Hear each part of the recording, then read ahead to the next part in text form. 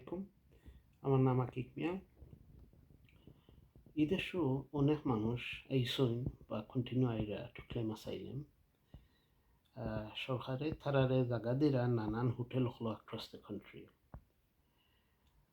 শোনা গেছে এপিং কাউন্সিলে একটা ইনজাংশন উইন করছেন, টেম্পোরারি ইনজাংশন, যে তারার অথরিটিতে একটা হোটেল আছে, বেল হোটেল।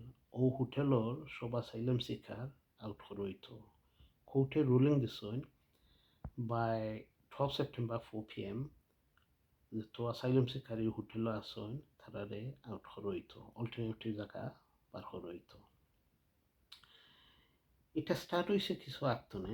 শোনা গেছে যে একজন আসাইলাম সিকার থাকতা ও হোটেলও তানরে চার্জ করাইছে একটা ক্রাইমর লাগে।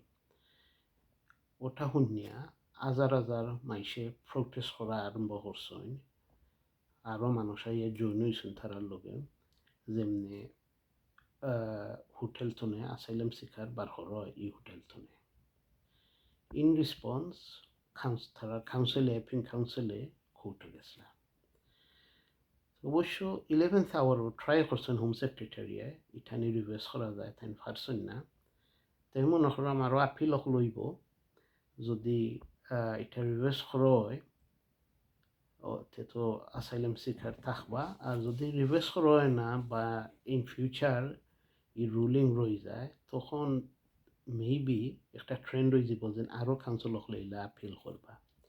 তখন সরকার উপরে আরও একটা প্রেশার পড়ব এইসব মানুষে তারা অল্টারনেটিভ থাকার জায়গার ব্যবস্থা করিয়ে দিতে হইবা। তো দেখা যাক কি হয়। So far it's only a temporary injunction. আসসালামু আলাইকুম।